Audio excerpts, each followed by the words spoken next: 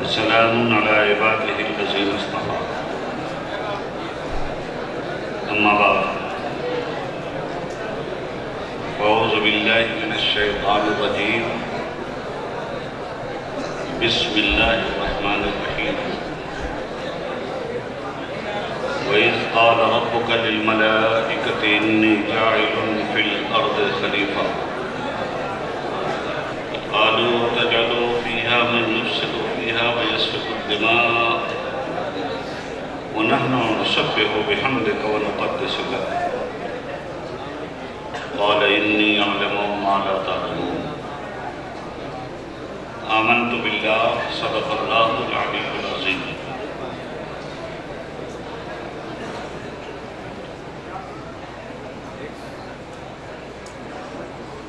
سرپرست اجلاس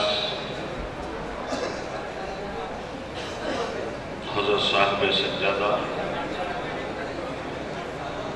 مدد اللہ العالی دائز پہ تشریف فرما،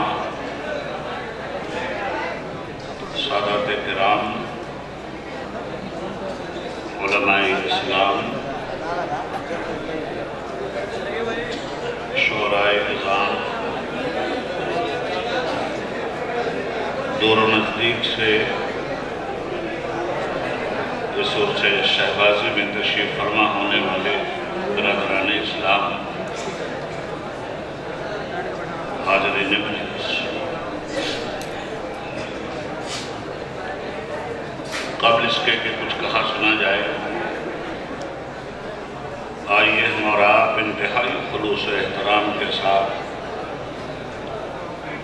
تاجدار مدینہ جناب محمد رسول اللہ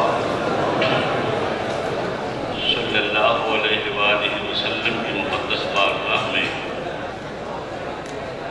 ہدیہ درود و سلام پیش کرنے کی سعادتیں حاصل کریں۔ صلی اللہ علیہ نبی الامی وآلہ صلی اللہ علیہ وسلم صلاۃ و سلام علیک یا رسول اللہ وسلم علیک یا حبیب اللہ۔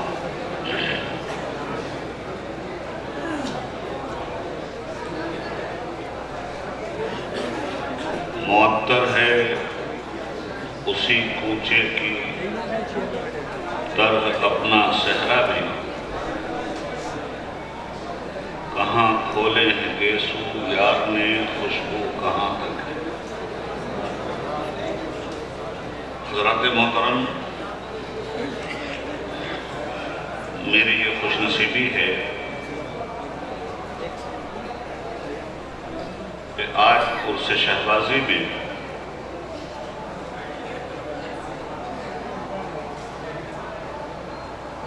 اپنے دیرینہ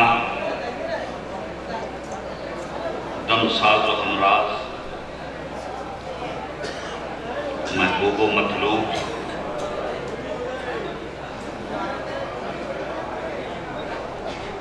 اور عظیم خطابت کی راہ میں میرے ہم سفر شہباز خطابت حضرت علامہ الحاج سید محمد اشتیاق عالم صاحب علیہ الرحمت و رضوان کے شہزادگان کی محبت نے مجھے اسیر بنا کر اس کوچے میں لا کھڑا کیا ہے۔ قبل اس کے کہ میں کچھ کہنے سننے کی سعادت حاصل کروں،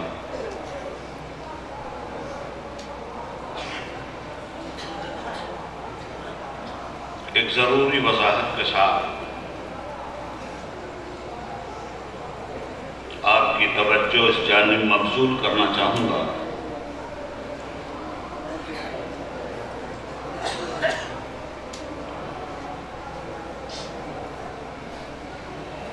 کہ یاد ماضی عذاب ہے یا رب، چھین لے مجھ سے حافظہ میرا۔ وہ گھڑیاں، وہ وقت، وہ دور ہوش ربا جس میں حضرت مولانا مرحوم ہم جیسے اپنے ساتھیوں کے شریک سفر رہے، اور جس طرح وہ اپنی خطابت میں ممتاز تھے، اسی طرح ان کی اپنی نثر نگاری، نظم کا نادر و نایاب روح، ان کے منفرد المثال ہونے کی بیان دلیل۔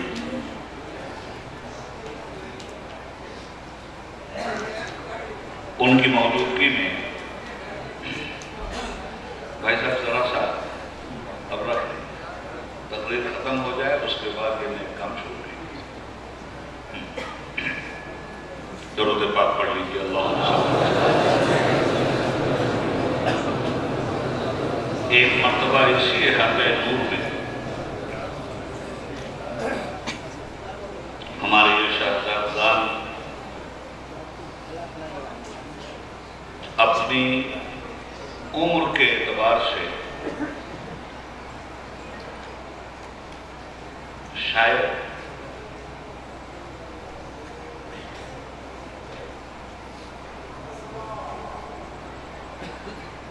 اس منظر تک نہ گئے ہوں جس میں اس منظر تک نہ جانا تعجب خیز نہیں ہے۔ بارگاہ شہبازی میں ہمیں مولانا کی سرپرستی میں بھرپور خراج عقیدت پیش کرنے کی سعادت حاصل ہوئی۔ آج جبکہ وہ ہماری نگاہوں سے اوجھل ہیں، مگر نہ دل سے اوجھل نہ دماغ سے پوشیدہ،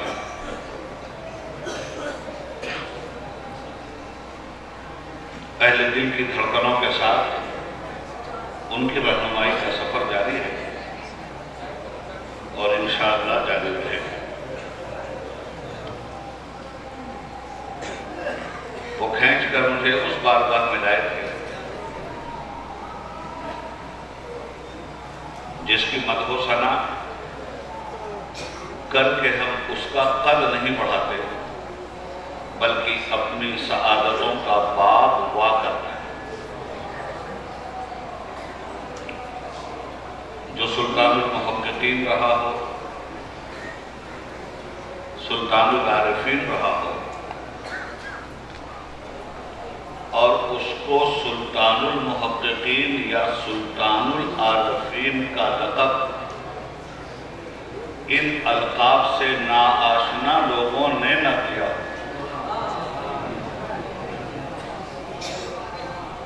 جو لوگ ان القاب سے آشنا ہیں انہوں نے اسے لقب دیا۔ جو لوگ اس مقام کے پرے پرواز توڑنے والے ہیں انہوں نے انہیں اس کا لقب دیا۔ تو اس لقب کی معنویت، افادیت بہت بڑھ گئی۔ میں مثال کے طور پہ عرض کروں، حضرت امام زین العابدین علیہ السلام میں اپنے نزدیک اسے جائز سمجھتا ہوں۔ سیدنا امام زین العابدین علیہ السلام کا نام زین العابدین نہیں، سید سجاد علیہ السلام کا نام سید سجاد ہی نہیں۔ امام حسین علی مقام علیہ السلام کے مقدس فرزند کا نام علی ابن الحسین ہے، مگر علی کے نام سے لوگ انہیں کم جانتے ہیں، یا یوں کہوں کہ اس میں ذات سے لوگ کم واقف ہیں، اس میں صفات سے لوگ زیادہ ہیں۔ یہ خانقاہ کی مجلس ہے، اس لیے اسی کے تناظر میں کہ میری گفتگو کو سمجھنے کی کوشش فرمائیں. میں یہاں خطابت کرنے نہیں آیا، خطابت کی بھیک لینے آیا.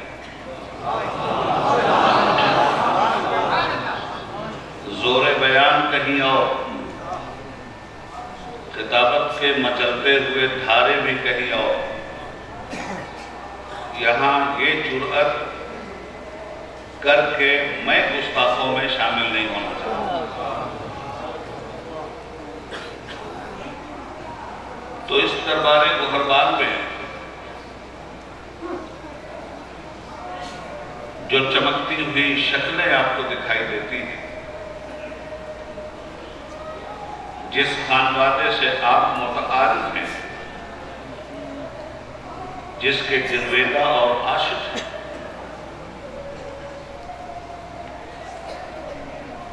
یہ اسی سلم سے ہوتا ہوا بھاگلپور تک پہنچا ہے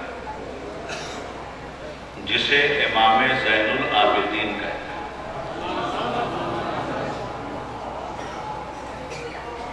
زین العابدین ان کا نام نہیں، ان کا لقب. لقب کس نے دیا؟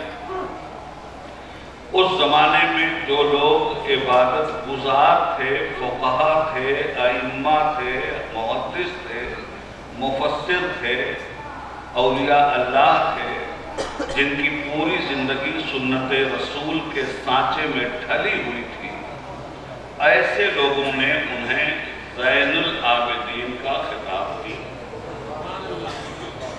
اسی طرح سید سجاد کا خطاب بھی سجدہ گزاروں نے انہیں دیا. معلوم یہ ہوا کہ یہ بڑی شخصیت ہے جن کے دربار میں خرم آئے تو شہنشاہ ہند بن جائے، جن کے دربار میں فقیر آئے تو سلطنت کا امیر بن جائے، جن کے دربار میں لبوں سے روٹھا ہوا تبسم آئے اور دل حسرت و مزار کا بن کر آئے، حسرت کا مزار بن کر آئے، وہاں آ کے باغ و بہار بن جائے. اس دربار گوہربان میں سلطان المحققین یا سلطان العارفین کا جو لقب ہے، یہ عارفوں کا دیا ہوا ہے، ولیوں کا دیا ہوا ہے. ولیوں نے کہا سلطان العارفین، عارفوں نے کہا، صالحین نے کہا سلطان العارفین.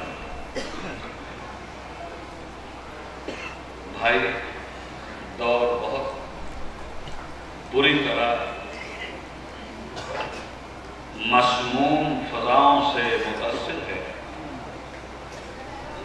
کل لقب دینے والے اولیاء ہوتے تھے جو ولی کو پہچانتے تھے اور القاب دیتے تھے. آج جاہل مرید اپنے پیر کو ولایت کا سرٹیفکیٹ دیتے ہیں. آج القاب جوہلا دیتے ہیں.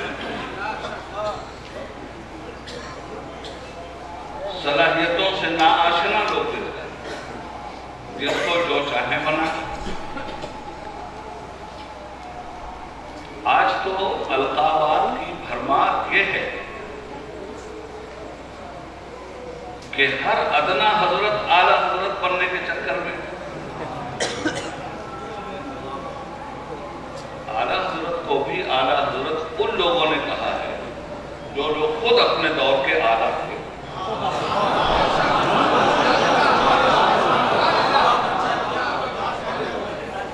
تو حالات بدل گئے ہیں اور ہم جیسے دیوانوں کی بڑھ عقل مندوں کی سمجھ میں کیسے آئے؟ خدا تجھے بھی محبت سے آشنا کر دے، میں تیری بات سے واعظ خفا نہیں.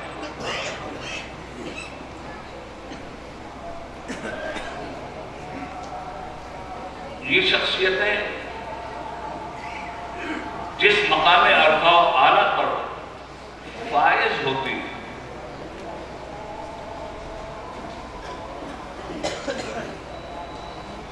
وہ مقام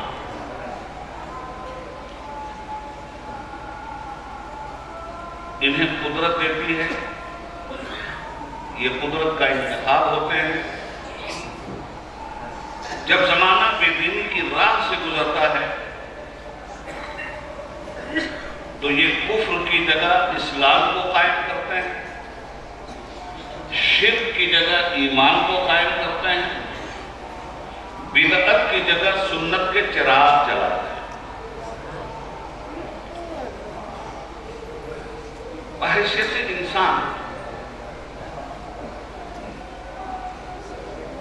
انسان کی تخلیق کا مقصد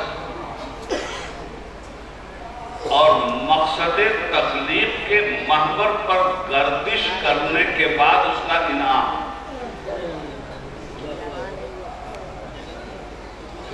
اس میں قدرت نے انسان کا تعارف کرواتے ہوئے اپنے فرشتوں سے فرمایا، وَإِذْ قَالَ رَبُّكَ لِلْمَلَائِكَةِ إِنِّي جَاعِلٌ فِي الْأَرْضِ خَلِيفَةً۔ یاد کرو اس وقت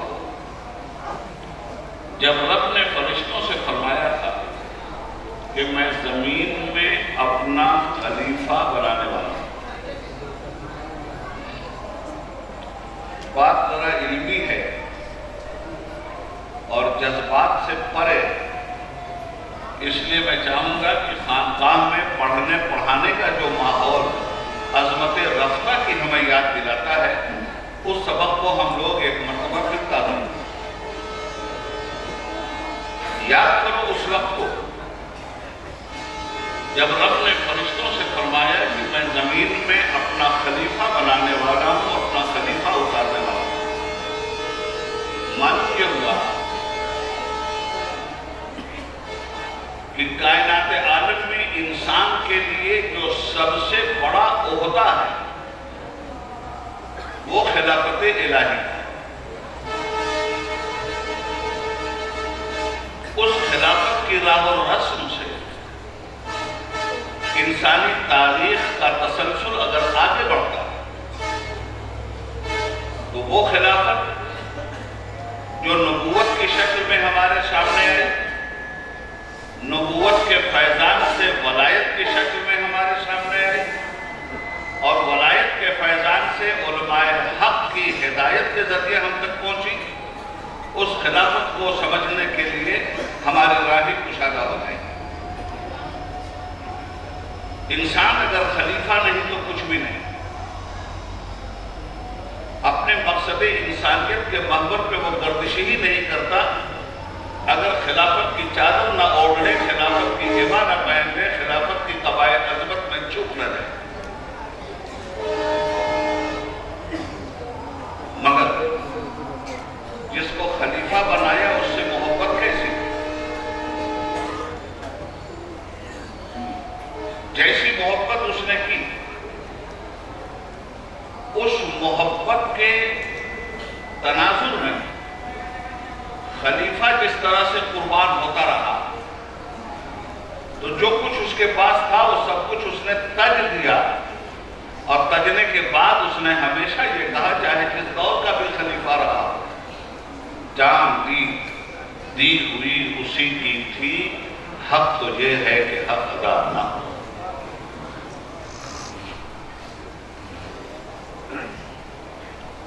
ایسے ہی نہیں بھیجا خلیفہ جو کہ کائنات کی ہر تخلیق کا خالق رب العالمین ہے، اور رب العالمین کی تمام تر مخلوقات میں جو اس کا شاہکار ہے وہ اس کا خلیفہ ہے، وہ انسان ہے، وہ آدم ہے۔ تو اس کو ابھی بھیجا نہیں، پردہ خفا میں رکھا، اور اس کو بھیجنے کا پہلے اہتمام کیا، انتظام کیا، انسرام کیا۔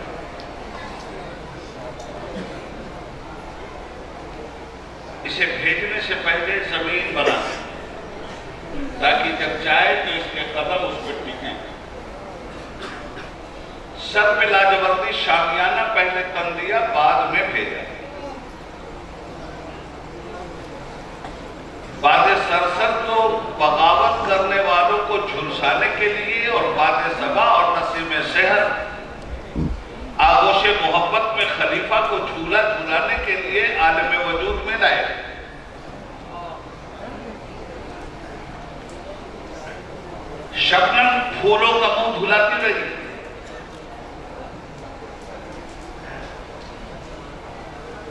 آسمان کا شمس درختوں کو دودھ پلاتا رہا، ہمارے زعفرانی جھونکوں سے کائنات عالم کے مشام جان کو معطر کرتی رہی،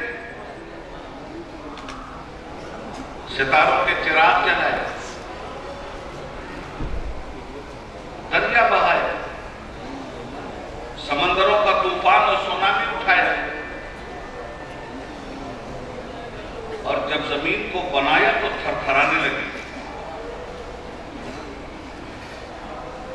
اس زمین کو بچھونا بنایا، محل بنایا، رہنے کی جگہ بنائی، مگر جب یہ عالم وجود میں آئی تو تھر تھرائی، اس پہ زلزلے آتے گئے۔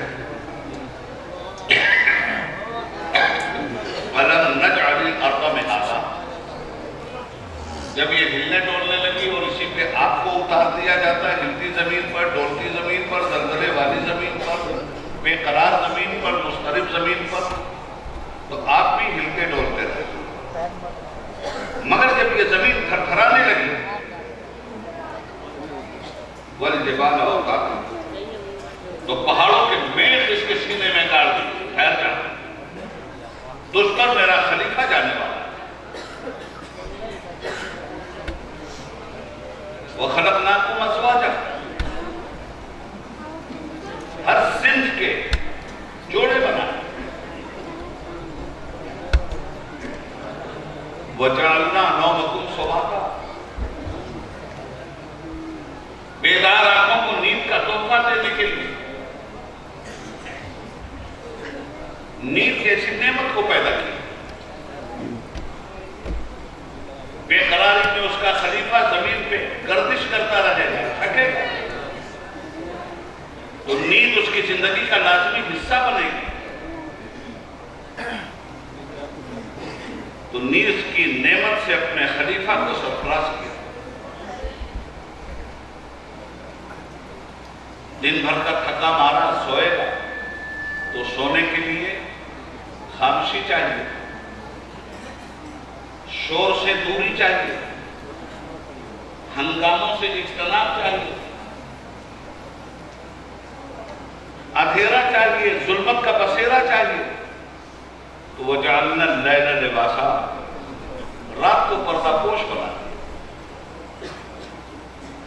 کھانے پینے کے لیے شمس زمہریر کو زمین کی طرف متوجہ کیا، اس کی نورانی کرنوں کے کرنٹ سے انسانی دنیا میں زندگی کی تابناک حرارتیں پیدا کی۔ یہ ساری چیزیں جب بن چکی، اسٹیج تیار ہو گیا، تب صاحب عالم کو زمین پہ بھیجا۔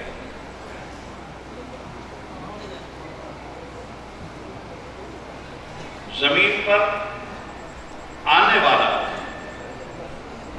خلافت عرضی کا مستحق بن کر آیا، نام اس کا آدم تھا، جس میں خاکی نے اپنی روح پھونکی۔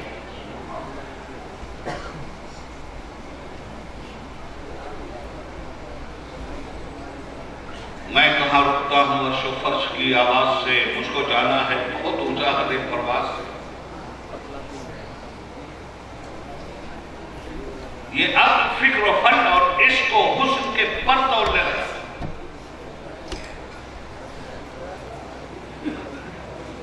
اور جب اس نے اپنے مقصد و مامن پہ نگاہ ڈالی تو اپنی نسل کے سامنے خدا کے فرمان کو رکھا۔ اس زمین پر خلافت الہیہ کا قیام ضروری ہے۔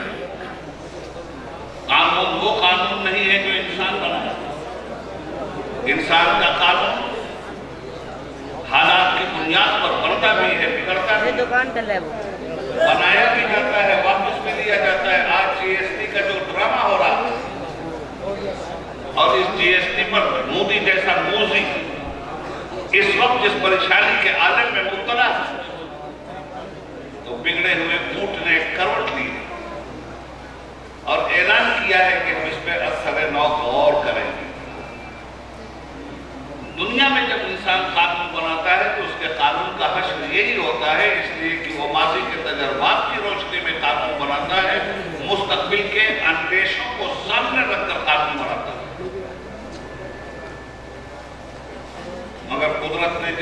खलीफा को भेजा, इस खलीफा को अकेले नहीं भेजा, अपनी मशीयत के इरादों से वाकिफ करके भेजा। और रब्बुल आलमीन ने कानून के तहत इंसानी जिंदगी को जमीन पे बसाया। कानून क्या है? जमीन किसकी? हाँ, जिन लोगों को निकलना है जल्दी से निकल जाओ। जमीन किसकी? परवरदिगार की। आसमान का मालिक कौन? परवरदिगार। कायनात का मालिक कौन? परवरदिगार। तो आप अगर किसी के नौकर हैं और उसकी मिल्कियत में है, नौकरी दूसरे की करेंगे आप, चाकरी दूसरे की करेंगे आप, तो क्या आपका मालिक इसे बर्दाश्त करेगा? या समाज इसको अच्छी निगाह से देखेगा? सब कुछ दिया देने वाले ने आप, सारी कायनात का मालिक वो, तो पूजा किसकी? इबादत किसकी? गुलामी किसकी? बंदगी किसकी?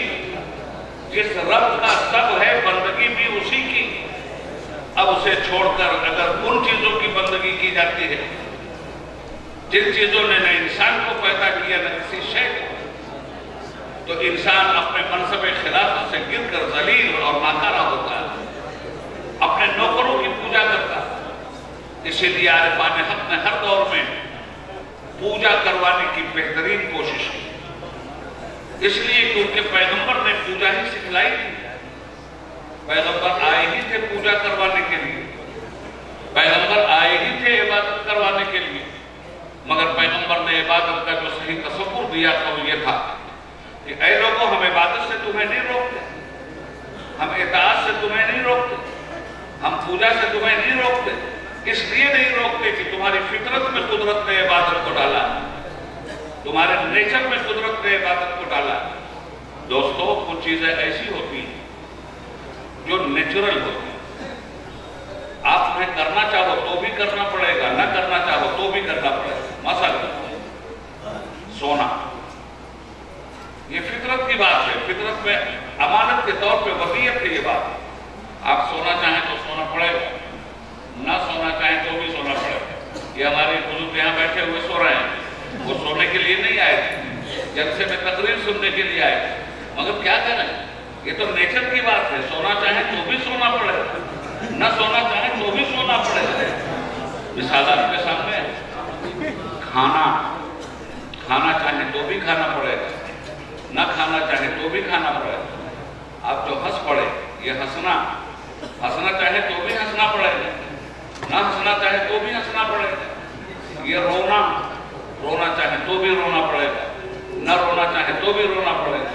ये बैठना चाहे तो भी बैठना पड़ेगा, ना चाहे तो भी बैठना पड़ेगा।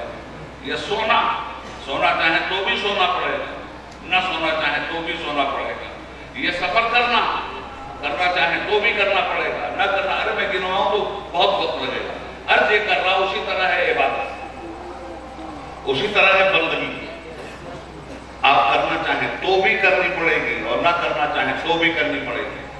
अगर ये कहा जाए कि फला आदमी बंदगी करता है और फला आदमी बंदगी नहीं करता, झूठ है ये बात। हर आदमी बंदगी कर रहा, हर आदमी पूजा कर रहा, हर आदमी इताअत कर रहा है, हर आदमी अपने मॉडल के पीछे चल रहा है, हर आदमी किसी न किसी को रहनुमा बनाए हुए। रंगी पूजा की बात, हजरत इबादत की बात, कसम खुदा की सब कर रहे हैं। कोई ऐसा नहीं है जो इबादत न कर रहा, कोई ऐसा नहीं है जो पूजा न कर रहा, मगर पूजा किसकी करनी चाहिए और किसकी पूजा करना नहीं चाहिए, मसला यहाँ। तो पैगंबर ने कभी नहीं रोका कि पूजा मत करो, फरमाया मैं तो इसी काम के लिए आया, पूजा करो, जरूर करो, मगर किसकी? जिसने तुम्हें बनाया है उसकी। जिनको खुद अपने हाथों से बनाते हो उनकी पूजा मत करो, जिसने तुम्हें अपने दस्ते कुदरत से बनाया है। तो पूजा का एक रुख मुतय्यन हो गया। जहन में रखिएगा कि हम जरूरी बातें कर रहा हूं, मैंने कहा था कि मुझे तकरीर नहीं करनी, एक तहरीक है जो मैं करना चाहता हूं। یہ ہے بندگی۔ اب آپ کہیں گے کہ بندگی لوگ نہیں کرتے، جو نماز پڑھتا ہے وہ بھی بندگی کرتا ہے، اور جو نماز پڑھنے نہیں جاتا وہ بھی بندگی کرتا ہے۔ کلمہ پڑھ لیا نماز نہیں پڑھتا، بندگی کر رہا، کلمہ پڑھ کے 5 وقت نماز بھی پڑھتا ہے، وہ بھی بندگی کر رہا ہے۔ جو جمعہ ٹو جمعہ عیسائیوں کی طرح Sunday to Sunday Jama Masjid میں آ کر عبادت کرتے ہیں وہ بھی بندگی کر رہے ہیں، اور جو 5 وقت کی نمازیں ہفتے میں قضا کرتے ہیں وہ بھی بندگی کرنا ہے۔ بندگی سے خالی نہیں ہے، بس اس بات کو سمجھیے گا، بندگی سب کرنا ہے۔ جب مسجد میں آئے تو رب کی بندگی، اور رب کے احکام سے الگ ہوئے تو سب کی بندگی۔ جب نماز نہیں پڑھتا تو بندہ رہتا ہے مگر رب کا نہیں، سب کا۔ جب ظلم کرتا ہے تو بندہ رہتا ہے مگر رب کا نہیں۔ ظلم کے آگے اس نے سر جھکایا، جھوٹ کے سامنے اس نے سر جھکایا، نفس کے سامنے اس نے سر جھکایا۔ میں یہ باتیں اس لیے کر رہا ہوں کہ یہ جو شخصیتیں یہاں لیٹی ہوئی، یہ بندگان خدا خلافت الہیہ کے منصبدار تھے، اور انہوں نے خلافت الہیہ کا جو مقصد ہمیں سمجھایا ہے، آگے چل کر میں اپنی اس گفتگو میں اس کا خلاصہ کروں گا۔ عرض یہ کرنا چاہتا ہوں حضرات کہ بندگی سب کر رہے ہیں، کوئی شجر کی، کوئی حجر کی، کوئی شمس کی، کوئی قمر کی، کوئی دریا کی، کوئی سمندر کی، کوئی انسان کی، کوئی شیطان کی، یہ سارے بندگی کرنے والے تھے۔ اگر بندگی کے نشان منزل تک نہ پہنچے تو ان کی ساری بندگی ہوا منصورہ بن کر رہ جائے گی، اور بندگی کے مقام بندگی تک پہنچے بھی، اور پہنچنے کے بعد چاہے 8 لاکھ برس ہی کی عبادت کیوں نہ ہو، اگر بندگی کی مرضی کے خلاف ایک لمحہ بھی کروٹ بدل لی تو باد بے نیازی ایسے جھونکوں کے ساتھ اس بندگی کو مرگت کے گھاٹ پہ اتار دیتی ہے کہ نام ہی ابلیس پڑ جاتا ہے۔ محترم حضرات، اس بندے کو بھیجا تاکہ آدم کی آدمیت کا پریچے ہو، انسان کی انسانیت کا خلاصہ ہو، اشرف المخلوقات کی اشرفیت کو دنیا جانے۔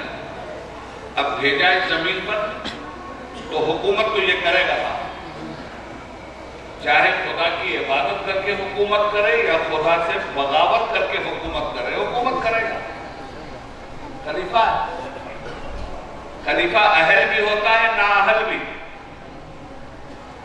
جب نااہل کو خلافت مل جاتی ہے اور سلطنت پہ اس کا قبضہ ہو جاتا ہے تو قرآن کریم سورہ محمد صلی اللہ علیہ وسلم فرماتا ہے وَهَلْ عَصَيْتُمْ إِن تَوَلَّيْتُمْ أَن تُفْسِدُوا فِي الْأَرْضِ وَتُقَطِّعُوا أَرْحَامَكُمْ أُولَٰئِكَ لَعَنَهُمُ اللَّهُ وَأَصَمَّهُمْ وَأَعْمَىٰ أَبْصَارَهُمْ۔ تم دیکھو گے کہ فتنہ پردازوں نے اگر سلطنت پہ قبضہ کر لیا، ناہنجاروں کی اگر حکومت ہو گئی، انسانوں پر اگر ایسے ظالموں نے اپنے دبدبہ اقتدار کے پرچم لہرا دیے، تو کیا دیکھو گے تم؟ ایسے لوگوں کے ہاتھوں میں اگر حکومت چلی گئی تو تم دیکھو گے وَتُقَطِّعُوا أَرْحَامَكُمْ، یہ رشتوں کو کاٹ کر رکھ دیں۔ پڑھا لکھا مجمع ہے، میں سمجھتا ہوں کہ اس تحت تک آپ پہنچ رہے ہیں۔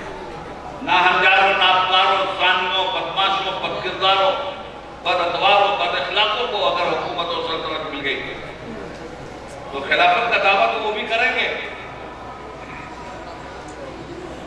مگر تم دیکھو گے کہ وہ کیا کرتے ہیں خلافت کے نام پر۔ پہلا کام ان کا ہوگا رشتوں کو کاٹیں گے۔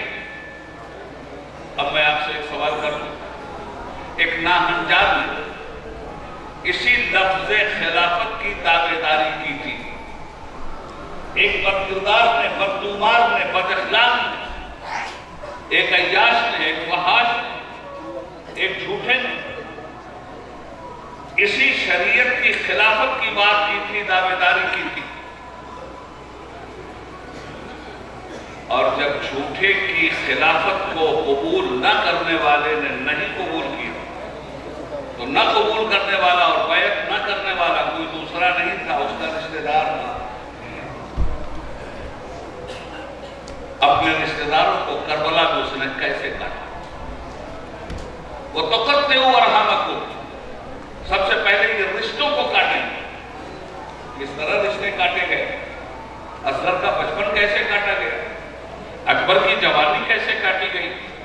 عباس لنگار کے بازو کیسے کاٹے گئے؟ مولا کا سر کیسے کاٹا گیا؟ قاسم کی زندگی کیسے اجاڑ گئی؟ مادران اسلام کی چادر طہارت کیسے کھینچی گئی؟ انہیں اسیر کیسے بنایا گیا؟ ان کے لیے رسوائی کے کیسے کیسے عذاب تیار کیے گئے؟ ایک مرتبہ پھر نار نمرود نے اپنی تاریخ کو دہرایا، ایک مرتبہ پھر فرعونی ظلم نے وادی نیل کی منظر کشی کی، سارے جہان کا ظلم اکٹھا ہو کر کربلا میں آ گیا۔ اس لیے کہ جب کوئی خلافت کا دعوے دار، خلافت کا اہل اور منصبدار نہ ہوتے ہوئے خلافت کا دعویٰ کرے گا تو پھر نتیجہ یہی ہوگا کہ فَهَلْ عَصَيْتُمْ إِن تَوَلَّيْتُمْ أَن تُفْسِدُوا فِي الْأَرْضِ، یہ رشتوں کو کاٹ ڈالیں گے۔ وَتَقَطَّعُوا أَرْحَامَكُمْ، رشتے کاٹیں گے۔ تو ایسے لوگوں کے لیے رب نے فرمایا یہ خلافت کے اہل نہیں ہوں گے، لاکھ یہ خلافت کا دعویٰ کرے، یہ بجائے میرے خلیفہ ہونے کے ان کی پوزیشن میں صاف کرتا ہوں۔ اولئک الذین لعنهم اللہ، انہی پر اللہ کی لعنت۔ کیوں اللہ کی لعنت ہوگی ایسے لوگوں پر؟ فَأَصَمَّهُمْ وَأَعْمَىٰ أَبْصَارَهُمْ، یہ دین حق دیکھنے کے بعد بھی اندھے بن جاتے ہیں اور دین کی سچی باتوں کو سننے کے لیے یہ بہرے بن جاتے ہیں۔ اس آیت کریمہ کی روشنی میں یزید کی خالی آفت آپ کو دکھلائی دیتی ہے یا نہیں دکھلائی؟ ایک آیت، دوسری آیت سورہ حج، رب فرماتا ہے الذین ان مکناہم فی الارض، زمین میں اگر ہم صالحین کے ہاتھوں میں اقتدار دے دیں گے، سلطان العارفین کے ہاتھ میں اقتدار دے دیں گے، غوث زماں کے ہاتھ میں اقتدار دے دیں گے، اپنے صالح متقی بندوں کے ہاتھ میں اگر اقتدار دیں گے تو تم دیکھنا کہ اس اقتدار کا استعمال کس طرح ہوتا ہے۔ اقاموا الصلاۃ، یہ نماز کی کو پابندی کے ساتھ قائم کر دیں گے۔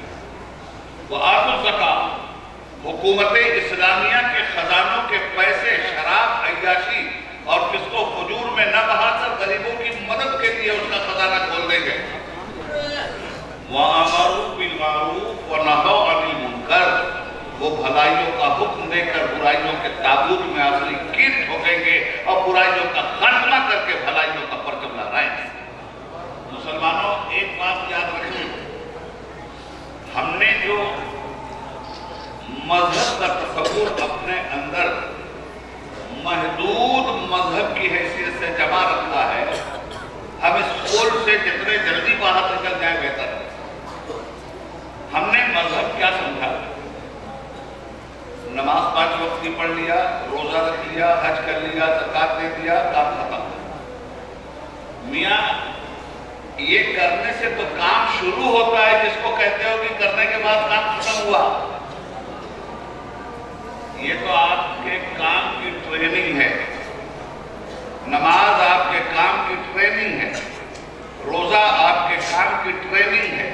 روزہ اس لیے رکھوایا جاتا ہے کہ آپ کام کے لائق بن جائیں، نماز اس لیے پڑھوائی جاتی ہے کہ آپ کام کے لائق بن جائیں، زکوٰۃ اس لیے دلوائی جاتی ہے کہ آپ کام کے لائق بن جائیں، حج اس لیے کروایا جاتا ہے کہ آپ کام کے لائق بن جائیں۔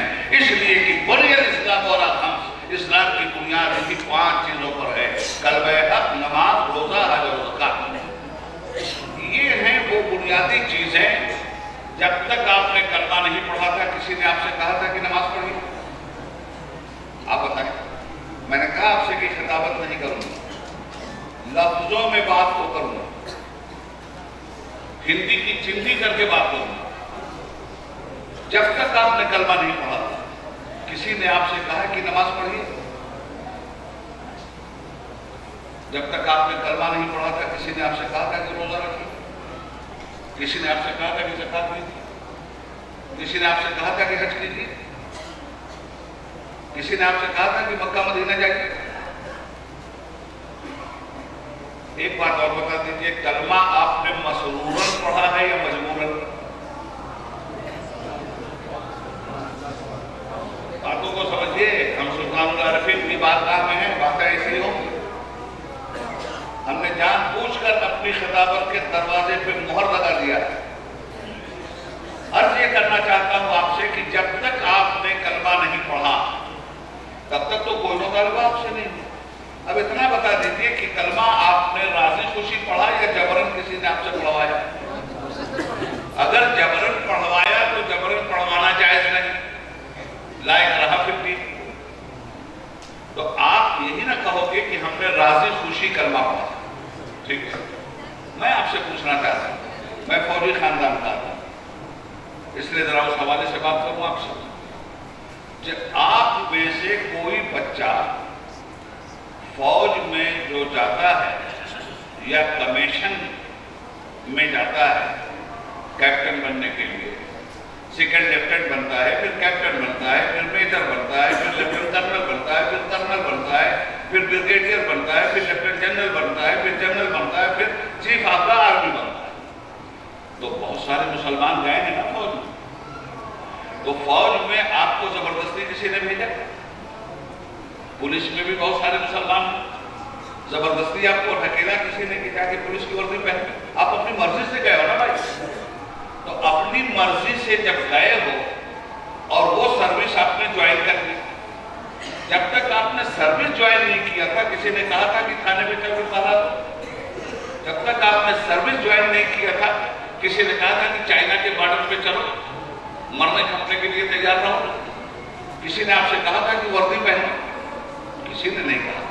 مگر جب آپ نے سروس جوائن کر لیا، جب آپ بھرتی ہو گئے، جب آپ نے وردی پہن لیا، تو پھر وردی کی ڈیمانڈ تو پوری کرنی پڑے۔ پہن لیا وردی اور کہا ہم بارڈر پہ نہیں جائیں گے، تو تنخواہ نہیں ملے گی، کورٹ مارشل ہوگا، فوج کی حراست میں ہوں گے، ہاتھ پیر توڑ دیے جائیں گے، ملک سے یہ غداری ہوگی۔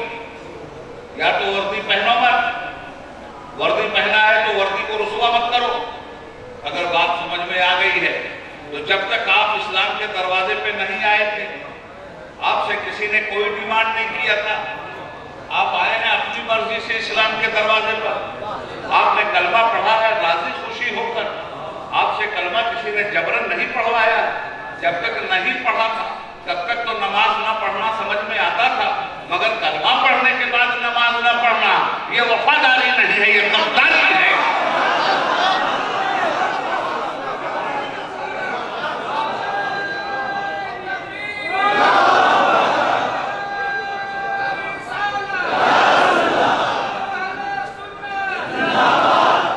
کلمہ آپ پڑھیں گے، نماز مودی سے پڑھوائیں گے؟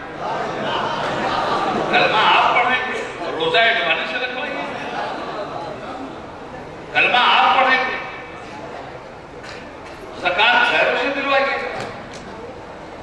آپ نے جب تک کلمہ نہیں پڑھا تھا یہ ڈیوٹی آپ پر عائد نہیں ہوئی تھی، پھر یہ ڈیوٹی بھی جو آپ پہ عائد ہوئی، اس کو آپ نے بار کیوں سمجھا؟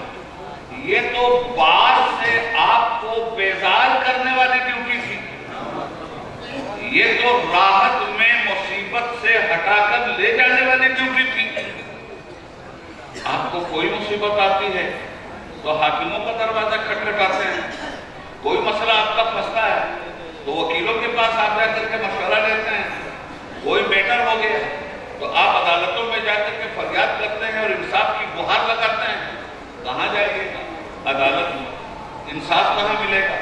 منصف کے یہاں۔ تو کلمہ پڑھنے کے بعد بھی کیا یہ یقین آپ کا زندہ نہیں ہوا کہ سب سے بڑی عدالت پروردگار کی ہے؟ قاضی الحاجات پروردگار ہے، قلب کو پلٹنے والا ہمارا مولا ہے، دلوں کو پلٹ دینے والا ہمارا مالک ہے، مصیبتوں کو راحت میں بدل دینے والا اللہ رب العزت ہے۔ یہ یقین دلوں کے اندر راسخ نہیں ہوا اور دعویداری کتنی بڑی ہو گئی۔ بزرگان دین ولایت کے منصب تک پہنچنے کے بعد بھی اپنے سچے پیروں کی جوتیوں تک ہی اپنے کو رکھتے تھے، اور ہمیشہ ٹھیک مانگا کرتے تھے. آج کتنا موسم بدل گیا ہے, کتنے حالات بدل گئے ہیں. کلمہ پڑھ لیا ایسا لگتا ہے جیسے اسلام پر احسان کیا ہے. قرآن کریم میں بھی ایسے کلمہ پڑھنے والوں سے ایسی ہی بات کی تھی. یَبُلُّونَ عَلَيْكُمْ أَنْ أَسْلَمُوا قُلْ لَا تَبْلُوا عَلَيَّ إِسْلَامَكُمْ. تم نے جو کلمہ پڑھا ہے اس کا احسان ہم پر مت بتاؤ. سنیے اور غور سے سنیے. یہ جس ذات کو آپ خراج عقیدت پیش کرنے کے لیے آئے ہیں, یہ ذات آپ کے بھاگلپور کی نہیں تھی. اس کے آباء و اجداد آپ کے بھاگلپور کے نہیں تھے. بخارا سے باپ دادا چلے, ہندوستان کی سرزمین پر آئے, آپ کے یہاں ہجرت کر کے آپ کے یہاں آئے. آج یہ جو داڑھی ٹوپیاں دکھائی دے رہی ہیں, اسی نور کے مرکز کا صدقہ تو ہے. آج جو بڑھتا ہوا دل آپ کے پاس ہے, آج جو کلمے کی دولت آپ کے پاس ہے, آج جو دین کی نعمت آپ کے پاس ہے, آج جو مسلمان کہلانے میں آپ فخر کرتے ہیں, یہ کسی بادشاہ کی دین نہیں ہے. بادشاہوں کے ذریعے تو اسلام کا چہرہ مست ہوا ہے سر و بیشتر, وہ تو سلامت رکھے پروردگار ان آستانوں کو کہ انہوں نے جہاں جہاں داغ لگتے تھے اپنے عمل کی روشنی سے اس کو صاف روشنی سے اس کو صاف کر دیا. جہاں جہاں ہماری تاریخ پر ہمارے نام نہاد اسلامی ریفارمرز کے تھپے پڑے تھے, اپنے خون سے ان تھپوں کو ان لوگوں نے دھلا.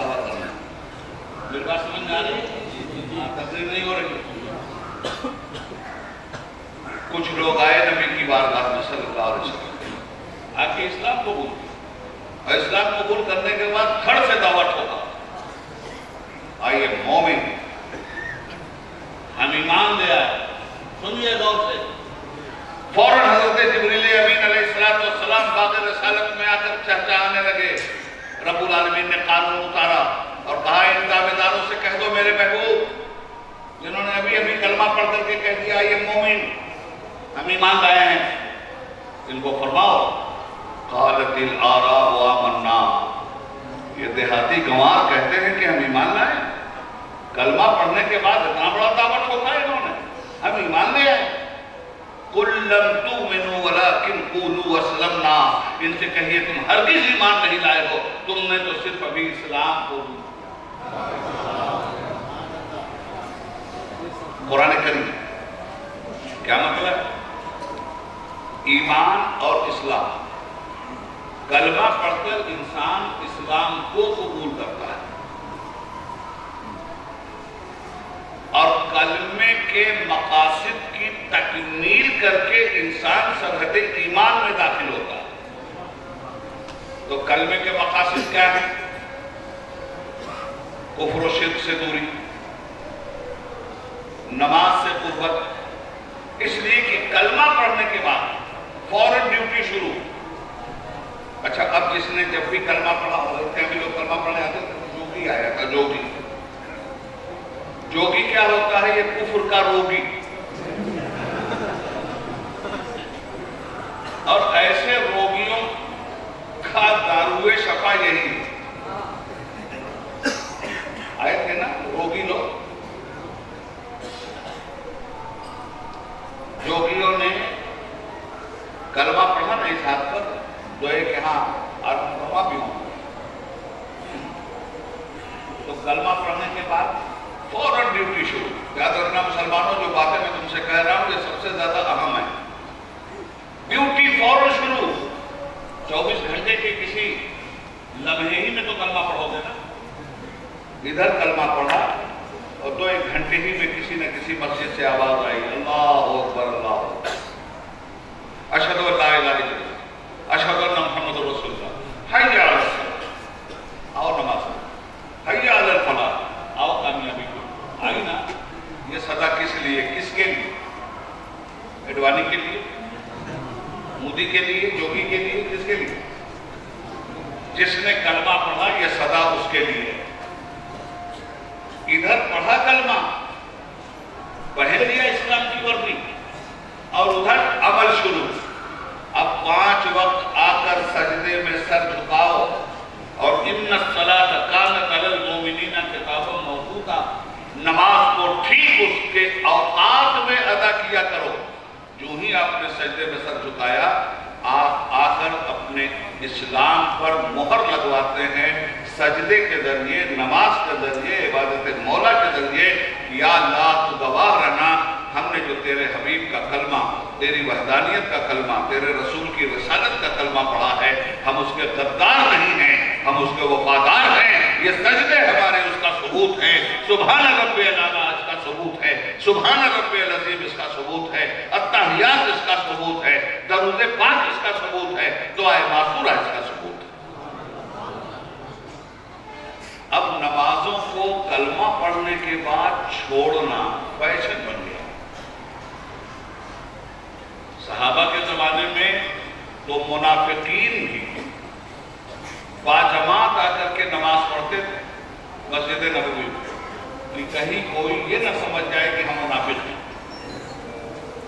आज तो साहब मुनाजरे पे मुनाजरा हो रहा है, नमाज के लिए तैयार नहीं, मुसलमान को काफिर जरूर बनाने के लिए तैयार है।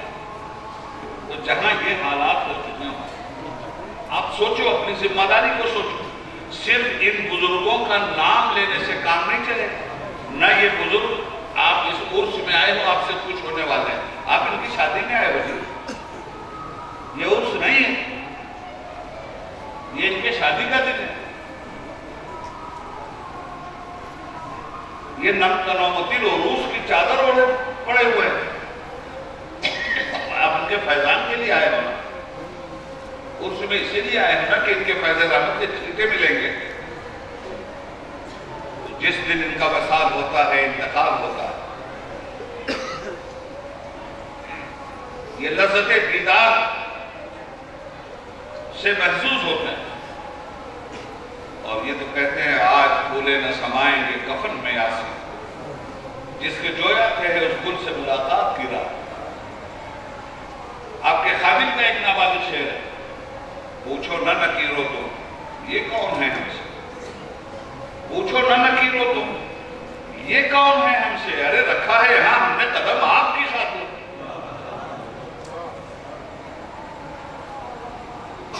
तो किसी के घर पे अगर आप शादी में जाएं, तो उस घर वाले की आदत अतवार नजर में रखिएगा कि नहीं। अगर आप शराबी हैं और किसी ने अपनी शादी में आपको मदऊ किया, तो 2 बोतल लेके जाइएगा, परहेज न कीजिएगा कि यार अच्छे लोगों के यहाँ जा रहे हैं, इसको जो हराम समझते हैं हम उनके यहाँ जा रहे हैं, जिन बुराइयों से नफरत है हम उनके यहाँ जा रहे हैं, तो कम से कम उनके यहाँ जाए तो इन बुराइयों का कपड़ा उतार के जाए। अब अगर आप आ गए उस शादी में, तो आपकी हर तरह से पजीराई हो, उस शादी की नेमतों के फैजान आप पे लुटाए जाएंगे, हर तरह की नेमतों से आप नवाजे जाएंगे। और अगर आ जनाब पी पा के आ गए, लटपट होके आ गए, गुनाहों के साथ मुलविस होके आ गए, اہل خانہ کو جو بات پسند نہیں ہے وہ رویہ اختیار کرتے ہوئے آپ آ گئے، تو آپ بتائیے کھانا تو مل جائے گا مگر کیا محبت بھی ملے گی؟ کیا وہ اپنے فیضان کا دروازہ بھی کھولیں گے؟ یہاں آنے والوں مجھے صرف ایک بات بتانا، اور ان سے محبت ہے تو خدا کے لیے اس کو گانٹھ میں باندھ کے جانا، کیا حضور سلطان العارفین نے پنج وقتہ نمازوں میں سے ایک وقت کی نماز بھی چھوڑی کیا؟ یہ کیسی محبت ہے یار کہ ان سے محبت کی دعوے داری اور انہیں کے اعمال کو چھپایا جائے؟ نبی پاک صلی اللہ علیہ وسلم نے سب سے زیادہ کلمہ پڑھنے والوں کو اس چیز کی تلقین کی ہے، وہ یہی صلاۃ ہی تو ہے۔ حضور سے بڑی محبت کا دعویٰ ہے میں آپ، تو رسول پاک کو بھی کسی سے محبت کا دعویٰ ہے۔ قرۃ عینی فی الصلاۃ، نماز میری آنکھوں کی ٹھنڈک ہے، یا میری آنکھوں کی ٹھنڈک نماز میں ہے؟ کون نبی کہہ رہا ہے جس نے ہجرت کر کے آپ کو ٹھنڈک دی، جس کے دندان مبارک شہید ہوئے اور آپ کو ٹھنڈک دی، جس نے گالیاں سنی اور آپ کو ٹھنڈک دی، جس کو پتھر مارے گئے اور آپ کو ٹھنڈک دی، جس کو گھر سے بے گھر کیا گیا مگر آپ کو گھر بسایا، جس سے زمین چھینی گئی مگر آپ کو زمین کی نعمت عطا کی، اس نبی کا کون سا احسان نہیں ہے اس امت میں؟ یہ امت مجھے بتائے۔ ہر لمحہ جو نبی اس امت کے لیے روتا رہا ہو، ہر لمحہ جو نبی اس امت کی شفاعت کی گہار لگاتا رہا ہو، ہر لمحہ جو نبی اللہم یا رب حبلی امتی کہتا رہا ہو، مجھے مسلمانوں اسی نبی کی قسم تمہیں دے کے کہتا ہوں کہ تم مجھے بتاؤ کہ اگر تمہیں عاشق رسول ہونے کا دعویٰ ہے، اگر نعرہ رسالت یا رسول اللہ لگانے میں تم سچے ہو تو مجھے بتاؤ اور بتاؤ کہ حضور نے کتنا بڑا احسان ہم پہ تم پہ کیا ہے۔ اگر آج یہ پتہ چل جائے کہ سرکار دو عالم صلی اللہ علیہ وسلم کرم فرمانے والے ہیں اللہ کے کرم سے اور ان کا دیدار ہونے والا ہے، تو کپڑے پھاڑ ڈالو گے کہ نہیں پھاڑ ڈالو گے؟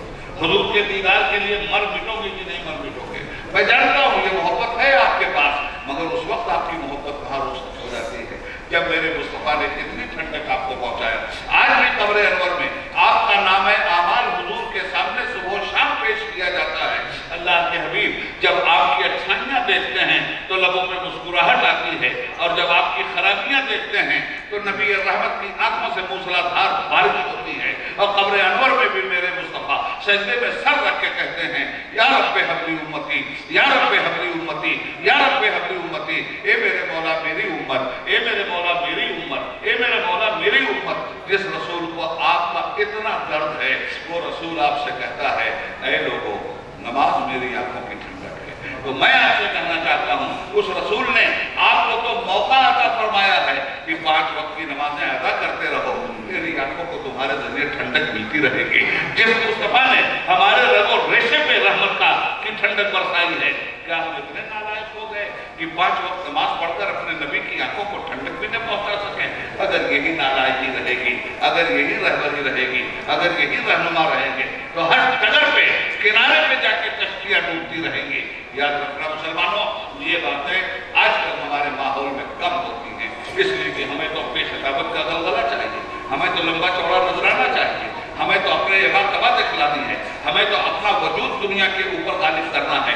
خدا کے لیے اپنا وجود غالب مت کرو، غالب نہیں کرنا ہے تو مصطفیٰ کی سیرت غالب کر دو، مصطفیٰ کا اخلاق غالب کر دو، مصطفیٰ کی عبادت غالب کر دو، مصطفیٰ کی ریاضت غالب کر دو، مصطفیٰ کا کردار غالب کر دو۔ وہ جو نہ تھے تو کچھ نہ تھا، وہ جو نہ ہو تو کچھ نہ ہو، جان ہے وہ جہان کی، جان ہے تو جہان۔ یہ خانقاہ ہے دوستو، خانقاہوں میں مجھے دکھ کے ساتھ اس بات کو کرنا پڑتا ہے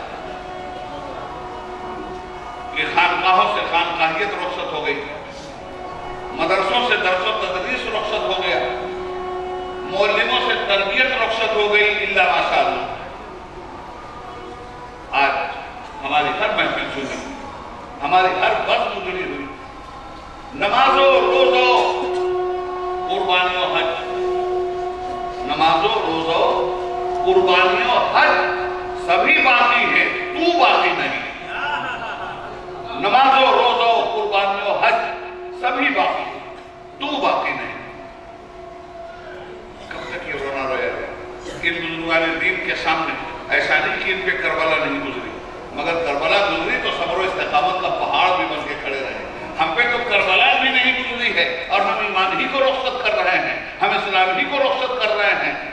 لمبی لمبی باتیں ہم کرتے ہیں.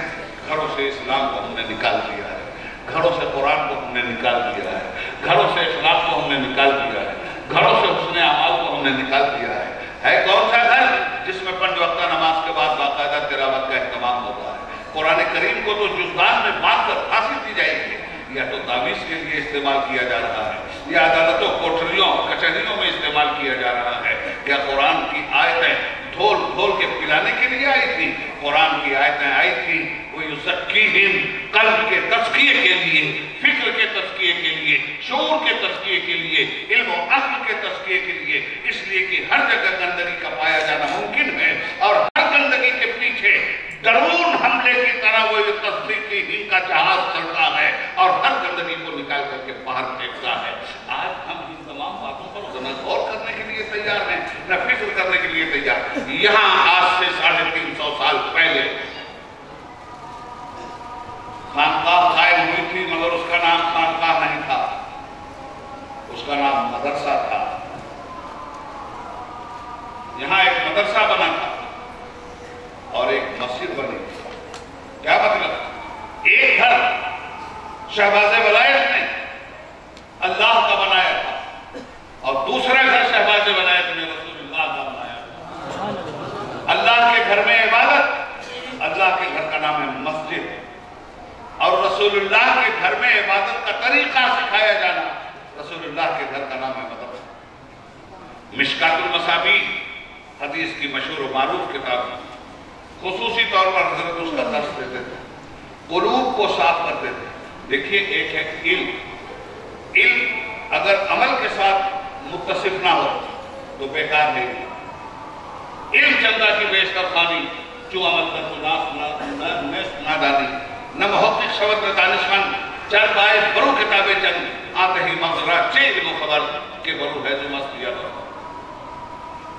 کس طرح سے یہ لوگ پلاتے تھے، علم پڑھاتے تھے، نگاہوں سے پلاتے تھے، ادب سے نوازتے تھے، اٹھنے بیٹھنے کے طریقے سے کھلاتے تھے، زبان کو پاکیزگی اور طہارت کی چاشنی دیتے تھے، آنکھوں پہ حیا کا پردہ ڈال دیا کرتے تھے، چلمن ڈال دیا کرتے تھے، ہاتھ کو نعرہ رسالت لگانے کے لیے اٹھوا بٹھلوا دیا کرتے تھے. زبان نعرہ رسالت نہیں، آنکھوں کی حیا بولے نعرہ رسالت، ہاتھوں کا اٹھنا بولے نعرہ رسالت، پیر کا چلنا بولے نعرہ رسالت، دل کا دھڑکنا بولے نعرہ رسالت، الفاظ کا نکلنا بولے نعرہ رسالت، اٹھتے بیٹھتے سونا جاگنا بولے نعرہ رسالت. کیا مطلب؟ سنت رسول پہ عامل ہو جائیے، لمحہ لمحہ نعرہ رسالت لگائے گا، لمحہ لمحہ نعرہ توحید لگائے گا، لمحہ لمحہ نعرہ اسلام لگائے گا. علامہ اقبال نے فرمایا تھا کہ اے مسلمانوں، اگرچہ بت ہے جماعت کی آستینوں میں، مجھے ہے حکم ادا لا الہ الا اللہ. اگر مسلمان ہو نماز نہیں پڑھتے ہو، اس کا مطلب کوئی بت ہے جس کی تم پوجا کر رہے ہو. اور میں بتا دوں اس بت کا نام، شہباز ولایت نے اس بت کا نام بتایا، غوث العظم نے اس بت کا نام بتایا، خواجہ اجمیری نے اس بت کا نام بتایا، امام الانبیاء نے اس بت کا نام بتایا، رب العالمین نے اس بت کا نام بتایا. اسی بت کا نام تو نفس امارہ ہے. اپنی خواہشوں کے نیچے حقائق کو چھپا دینا، اپنی خواہشات کے نیچے شریعت کو چھپا دینا، اپنی خواہشات کے نیچے اخلاق و کردار کو چھپا دینا، یہی وہ بت ہے جس کی پوجا کلمہ پڑھنے کے بعد بھی زمانہ کر رہا ہے. اور اسی کا رونا علامہ اقبال روئے ہیں، اگرچہ بت ہے جماعت کی آستینوں میں، مجھے ہے حکم اللہ لا الہ الا اللہ. تو حضرات عرض یہ کرنا عرس کی اس محفل میں ہم آئے، خلافت الہیہ کے مستحق بنیے، اس خلافت کو قائم کیا، اور اس خلافت کو قائم کرنے کا حکم رب العالمین نے کیا دیا ہے؟ اقاموا الصلاۃ وآتوا الزکاۃ. نماز کا نظم قائم کرو، نماز کا نظم قائم کرو. کہیں حکم نہیں ہے کہ نماز پڑھو، حکم یہ ہے کہ نماز کو قائم کرو. اور ایک بات اور یاد رکھیے گا، پورا گاؤں ہو، پورا قصبہ ہو، پورا شہر ہو، اگر لوگ پرانا نماز پڑھ رہے ہیں اور کہیں نماز کی جماعت کا نظام قائم نہیں ہے تو یاد رکھیے گا کہ نماز قائم نہیں، صلاۃ قائم نہیں ہوئی۔ صلاۃ کے قیام کے لیے جماعت کا ہونا ضروری ہے۔ انفرادی حیثیت سے تو جو پڑھا جا رہا ہے پڑھا ہی جا رہا ہے، آپ جماعت کا نظم کیجیے۔ آپ آئیے، آپ دیکھیں جن کے پاس کوئی تاریخ نہیں ہے، آج وہ چھچورے آپ کی تاریخ کو گندی کر کے اپنی تاریخ بنانا چاہتے ہیں، اور آپ کے پاس حقیقت ہے، آپ اپنی بدعمالی سے اسے افسانہ بنانا چاہتے ہیں۔ آج تاج محل پر گفتگو ہو رہی ہے، آج کہا جا رہا ہے کہ یہ مندر تھا، آج کہا جا رہا ہے کہ فلانے بابا نے بنوایا تھا۔ مجھے اچھی طرح سے یاد ہے مولانا پارلیمنٹ میں وشو ہندو پریشد کے پریزیڈنٹ تھے اشوک سنگل۔ اشوک سنگل کے بھائی تھے ڈی آئی جی، وہ بھی سنگل صاحب تھے۔ وہ جب ریٹائر ہوئے تو بی جے پی نے ان کو بھیج دیا پارلیمنٹ میں، ایم پی ہو کے آ گئے ہمارے ہاؤس میں۔ اب ایک دن ان کا دور بیان سن لیجیے، تاریخ کو مٹانے کا طریقہ سن لیجیے۔ کہنے لگے کہ بھائیو یہ تاج محل آج یہ جو باتیں چلی ہیں یہ آج کی نہیں ہے، یہ بہت پرانی ہے۔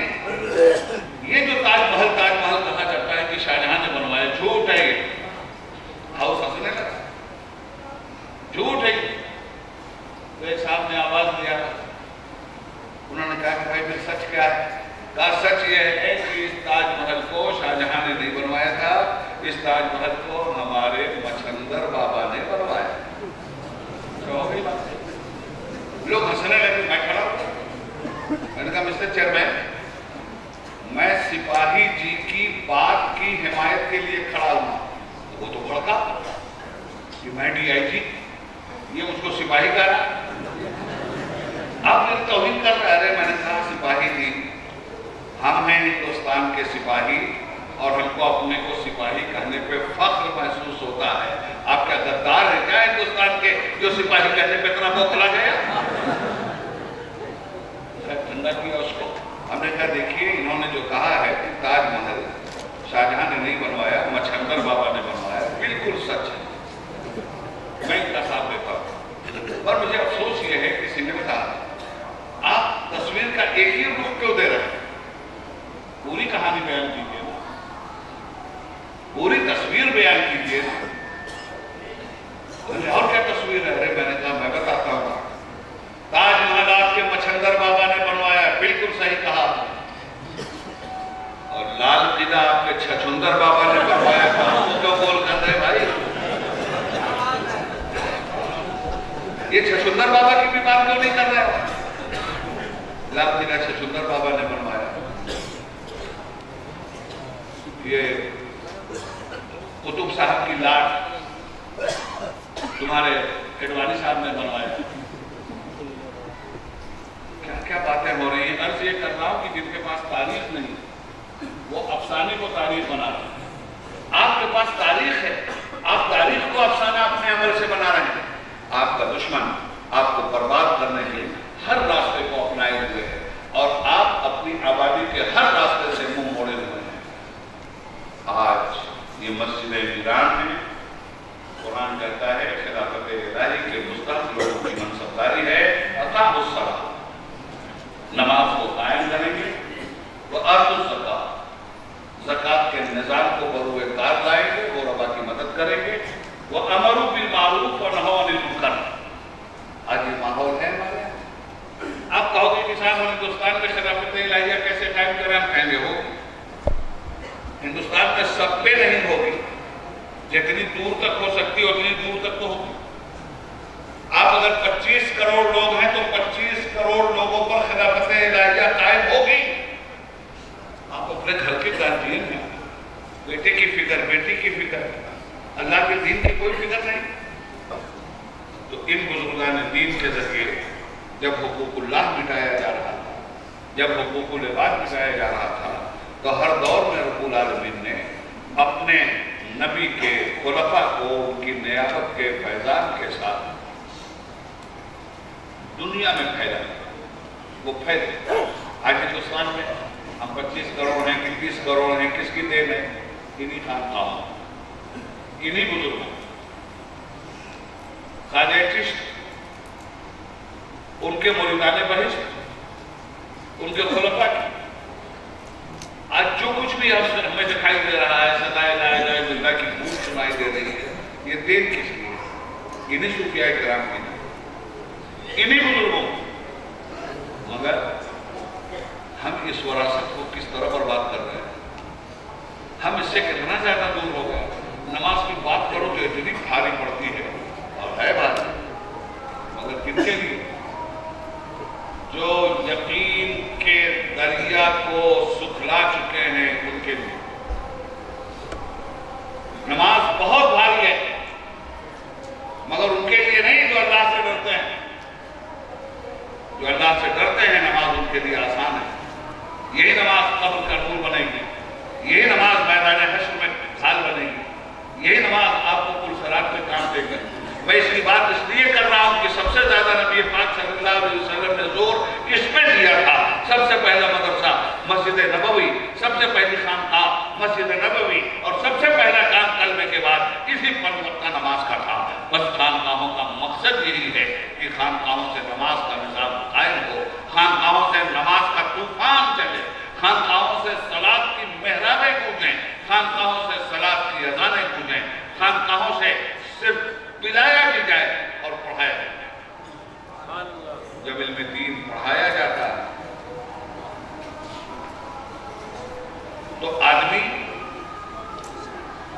बुराइयों से आगाह और भलाइयों से आगाह होता है, और जब इसको पीता है, जब तरबियत के सांचे में ढलता है, तो ये खुद भला हो जाता है, और भले लोग भला काम करके गुजर जाते हैं। खानकाहों में अगर सच्ची नियामत, तो आदमी अगर जाहिल भी है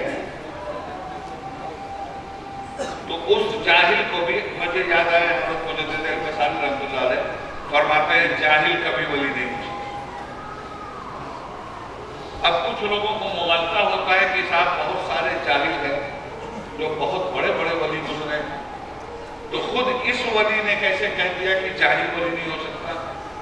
जो गुजरे हैं जाहिल वो भी सही है, और जो हजरत ने फरमाया जाहिल वली नहीं हो सकता वो भी सही है।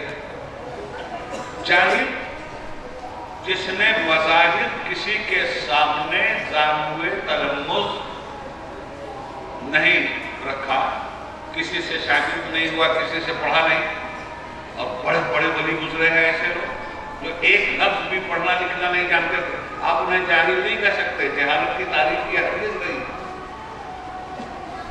जिन पर अल्लाह ताला मनसबदारी को कायम करता है, वो अगर पढ़े लिखे ना हो तो शरह सद्र उनका कर दिया जाता है। एक इल्म है कसबी और एक इल्म है वहबी। जो मेहनत से इल्म हासिल किया जाए जिसका नाम है इल्म कसब, और जो अल्लाह की तरफ से गिफ्ट हो जाए उसका नाम है इल्म वहबी। तो जिन लोगों ने मदरसों में नहीं पढ़ा और वलायत के मकाम पर हैं, उन्होंने इल्म वहबी हासिल किया, और जिन लोगों ने मदरसों में पढ़कर वलायत की मंजिलें फज़ल खुदा से हासिल किया, उन्हें इल्म वहबी भी हासिल, उन्हें इल्म कसबी भी हासिल। ऐसे बेशुमार बुजुर्गान दीन हैं। वक्त की कमी है, एक बात कह के अपनी बात खत्म करूंगा। एक बुजुर्ग की मुक़द्दस बारगाह में कुछ टनाटन लोग पहुंचे जिनको अपने इल्म पर गर्व था, घमंड था, बहुत बड़े बड़े अल्काब लिए हुए आलिम साहब गए,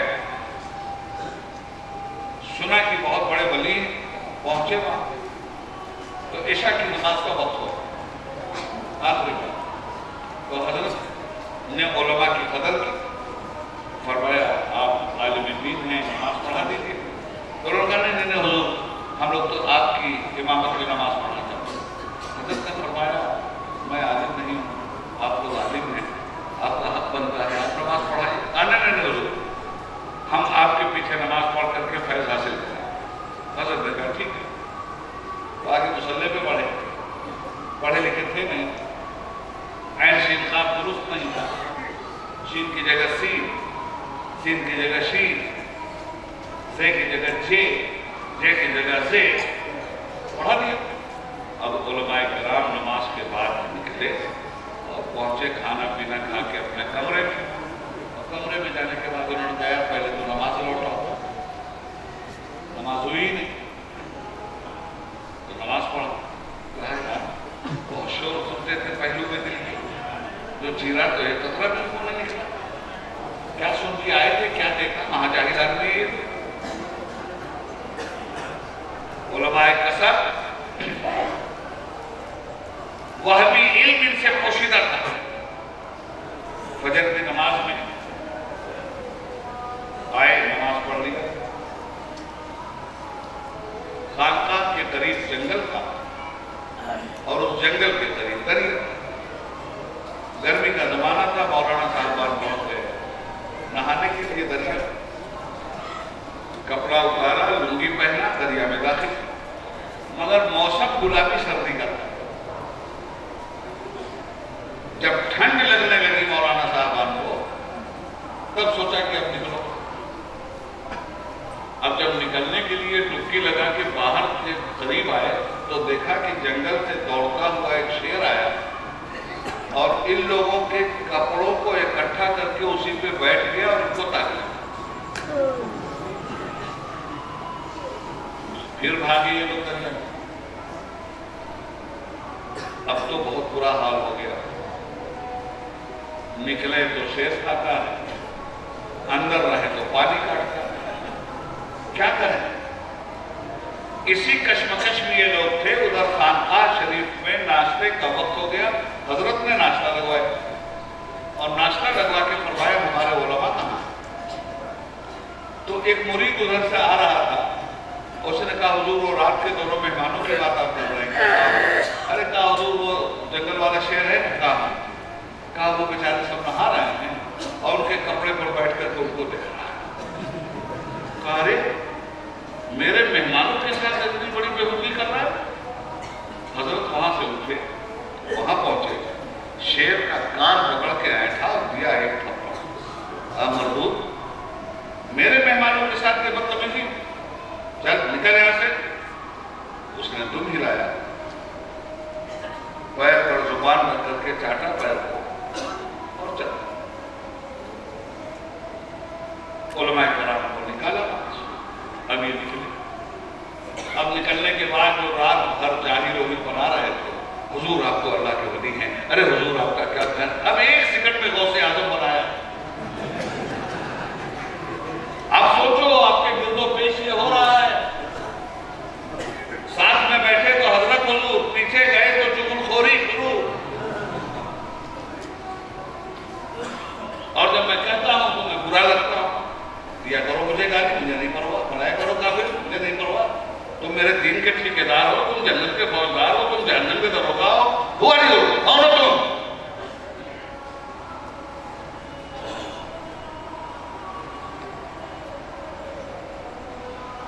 حضرت کے پاس آئے، ناشتہ واشتہ کیا تو حالت خراب تھی، چلنے لگے تو ہم مکاری دیکھے، چلنے لگے تو کہنے حضور ہم لوگوں کو کوئی وصیت سرکار فرما، کچھ عمل کی باتیں بتا دی۔ تو حضرت نے فرمایا عمل کیجئے گا؟ کہا ہاں حضور، فرمائیے۔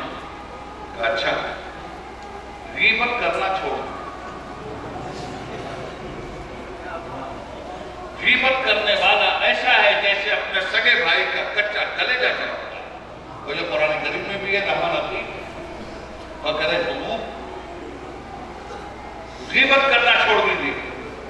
ہم لوگ تو نہیں کرتے۔ اچھا رات میں نے کتنی ضد آپ لوگوں سے کیا تھا کہ نماز آپ لوگ پڑھائیے، میں عالم نہیں، آپ لوگوں نے ضد کر کے مجھ سے پڑھوائے، اور جب آپ لوگ کمرے میں گئے تو نماز بھی لوٹائی آپ لوگ۔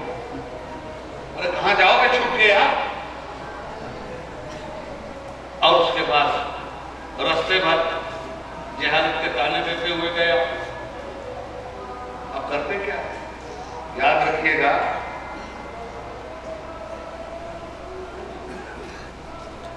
دلیل کا پیر لکڑی کا ہوتا ہے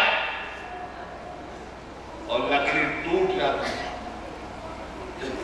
ہمارے پاس دلیلوں کا علم ہے، اولیاء اللہ کے پاس مشاہدے کا علم، وہ توجہ آپ کے قلب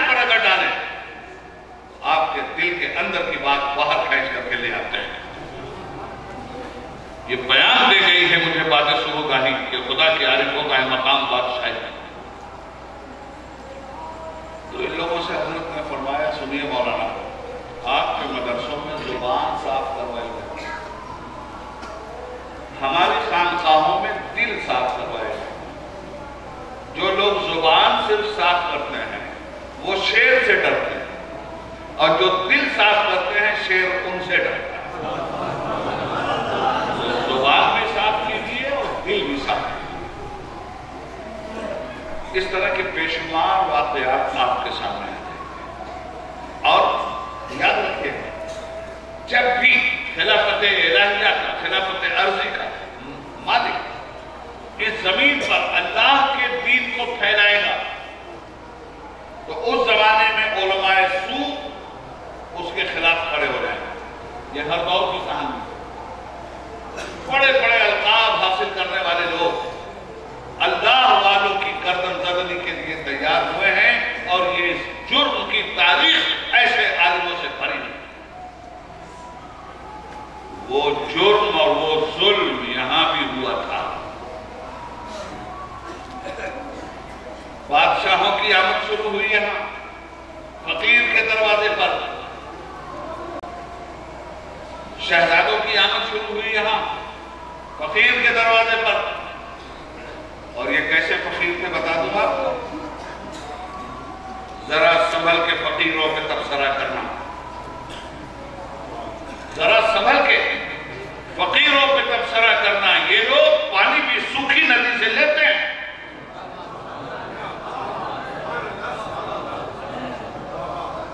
ذرا سنبھل کے فقیروں پہ تبصرہ کرنا۔ یہ لوگ پانی بھی سوکھی ندی سے لیتے ہیں۔ فتویٰ آپ جانتے ہیں، مجھ سے زیادہ جانتے ہیں، جب تک یہاں کی مہر نہیں لگتی تھی فتویٰ معتبر نہیں مانا جاتا تھا۔ سارے ہندوستان کے علماء مل کر کسی مسئلے پہ فتویٰ دیں، شاہی سواریاں دلی سے اسی بھاگلپور میں آتی تھی، اور یہ کہا جاتا تھا کہ شہباز ولایت کی نظر اس فتوے پہ پڑنی چاہیے، ان کی تصدیقی مہر لگ جائے۔ ہم یہ سمجھیں گے کہ اسلام کی سپریم کورٹ نے اس پہ مہر لگائی۔ بالکیاں آتی تھی استفتاء لے کر، فتوے لے کر۔ حضرت کے پاس ایک مرتبہ ایک استفتاء آیا، آپ کی عادت کریمہ تھی حوالہ جات کو نقل کر کے فتویٰ دینے کی۔ اتفاق سے کچھ ایسے مسائل تھے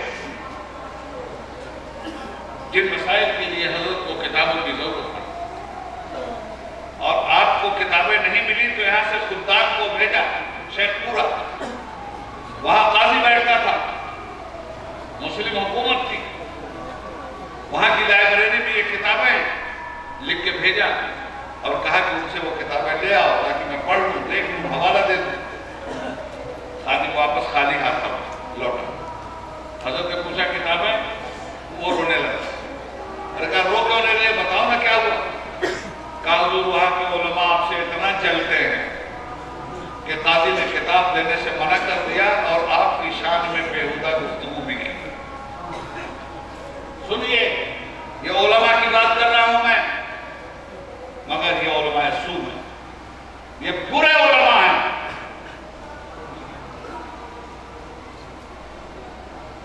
عالم بھی جغل خوری بھی، عالم بھی حسد بھی، عالم بھی کپٹ بھی۔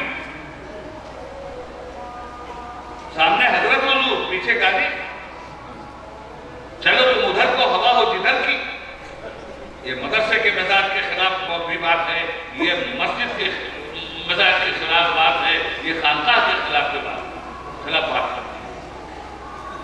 اور آج یہ بیماری پھیلی ہوئی ہے ہمارے ماحول میں۔ ان بیماریوں کے خلاف اگر مجاہدانہ اقدام نہیں کی گئی اور چہرے دیکھ دیکھ کر باتیں کی گئی، یاد رکھیے گا قریب ہے یارو روز محشر، چھپے گا کشتوں کا خون کیوں کر، جو چپ رہے گی زبان خنجر لہو پکارے گا۔ حضرت کو جب یہ معلوم ہوا، دو ہی باتوں ہم لوگوں کو سکھلائی گئی ہے، وہ حقوق اللہ ہے، وہ حقوق عباد۔ اللہ کا حق ادا کرو تو کائنات کو بھول جاؤ، اور بندوں کا اپنی ذات کو بھول جاتے ہیں۔ سارے اولیاء اللہ کی خدمات میں یہ قدر مشترک آپ کو ہر جگہ ملے گی، یا تو حقوق اللہ میں مگن ہیں ادائیگی میں، یا حقوق العباد کی ادائیگی میں مگن ہیں۔ جب کتابیں نہیں دی ان لوگوں نے اور گالی گلوج الگ سے کیا، اور علماء تھے اپنے زمانے کے شیخ الاسلام والمسلمین کہلاتے تھے، حجت اللہ فی الارضین کہلاتے تھے، ایسی بڑے بڑے ثقافت و بادشاہوں کے یہاں سے ملتے تھے۔ اسی لیے محمد تغلق اس جگہ لکھتا ہے کہ میرے دربار میں 3 طرح کے قاضی بن علماء فتویٰ دینے، وہ لکھتا ہے میرے دربار میں 3 طرح کے قاضی ہیں۔ ایک وہ ہے جو مجھ سے ڈرتا ہے، اللہ سے نہیں ڈرتا۔ ایک وہ ہے جو اللہ سے ڈرتا ہے، مجھ سے نہیں ڈرتا۔ اور ایک پاپی وہ ہے جو نہ مجھ سے ڈرتا ہے نہ اللہ سے ڈرتا ہے۔ میرے دربار میں 3 طرح کے مولوی، 3 طرح کے مفتی، 3 طرح کے قاضی۔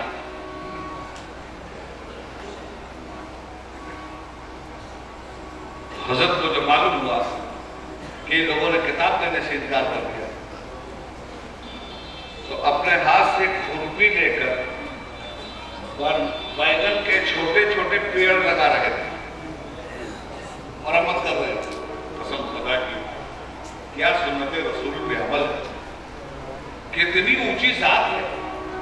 مگر یاد رکھیے گا کہ اس کام کو بھی چھوٹا نہ سمجھیے، یہ اونچی ہی ذات کو زیب دیتا ہے کہ اتنا بڑا کام کرے۔ عرش الہی پہ جانا میرے مصطفیٰ کا چھوٹا کمال ہے، پتھر کھا کے دعا دینا میرے مصطفیٰ کا اس سے بڑا کمال ہے۔ چاند کو 2 ٹکڑے کر دینا بے شک کمال ہے، مگر فاقہ کر کے دعائیں دینا اس سے بڑا کمال ہے۔ چاند کو 2 ٹکڑے کر دینا میرے مصطفیٰ کے اعتبار سے ان کا چھوٹا کمال ہے، کفر کو 2 ٹکڑے کر دینا میرے مصطفیٰ کا بڑا کمال ہے۔ حضرت نے ابھی پیڑ لگا رہے مالی تھے بیگن کے طرف، جب سنا تو عالم جلال میں آ گئے اور جتنے پیڑ لگائے تھے دنا دن اکھاڑنا شروع کر دیا، دنا دن اکھاڑنا شروع کر دیا۔ ان کا حضور یہ کیا مذہب ہے؟ کہا میں بیگن کے پیڑ نہیں اکھاڑ رہا ہوں، میں شیخ پورا کی جڑ اکھاڑ رہا ہوں۔ اور حضرت اس کے بعد تعاون آیا، سمجھ اجڑ ہی گیا۔ جو جذب کے عالم میں نکلے دل مومن سے، وہ بات حقیقت میں تقدیر الہی۔ میرے بھائیوں، میرے دوستوں، وقت میں نے بہت لے لیا آپ کا، اور میں نے شروع میں آپ سے کہا تھا کہ تقریر قرآن مجھے نہیں کرنا، مجھے ایک چھوٹی سی تحریک کرنی، وہ میں نے کر دی۔ اور اس خانقاہ سے مجھے امید نہیں بلکہ یقین ہے، اس لیے یقین کہ یہاں علماء پیدا ہوئے، علماء کی نسل یہاں سے چل رہی ہے۔ مولانا مرحوم سے میرا کیا رشتہ تھا، جن لوگوں نے دیکھا ہے کلکتہ میں یا بامبے میں یا سفر میں یا حضر میں، میرے ہم مشرق بھی تھے، ہم مسلک بھی تھے، ہم مذہب بھی تھے، ہم نوالہ بھی تھے، ہم پیارہ بھی تھے، دمساز بھی تھے، ہم راز بھی تھے۔ اور آج ان کی کتابیں دیکھیں، ایسا آدمی جو دن رات مصروف ہو، دن رات چل رہا ہے، ایسا صورت قلم، ایسی نوادرات، ایسی تشریحات، ایسی تفصیلات، ایسے استعارات۔ اب تو اردو زبان پڑھنے والے ناپید ہوتے چلے جا رہے ہیں، کون سمجھے گا استعارات کی زبان کو؟ کون سمجھے گا کنایات کی زبان کو؟ بہرحال یہ وہ ہیرے کی کام ہے جہاں سے نسلاً بعد نسلیں انشاءاللہ ہیرے نکلتے رہیں گے، چمکتے رہیں گے، دنیا کو چمکاتے رہیں گے۔ اللہ رب العزت سے دعا ہے کہ پروردگار عالم فیضان شہبازی کو صبح قیامت تک جاری و ساری رکھے، اور اولیاء اللہ کے عرس میں آ کر انہیں خراج عقیدت پیش کرنے کا سب سے بہتر طریقہ یہ ہے کہ اقاموا الصلاۃ وآتوا الزکاۃ وامروا بالمعروف ونہوا عن المنکر، نظام جماعت قائم کیا جائے، زکوٰۃ کا نظام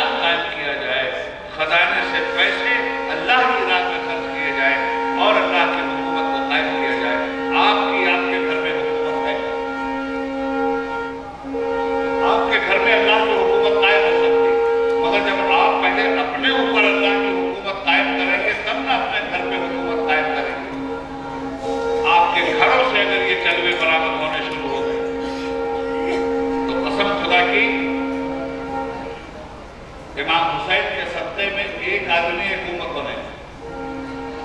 کبھی کبھی بہت بڑا مجمع ہونے کے بعد بھی کثرت گم ہو جاتی اور کبھی کبھی وحدت نمایاں ہوتی.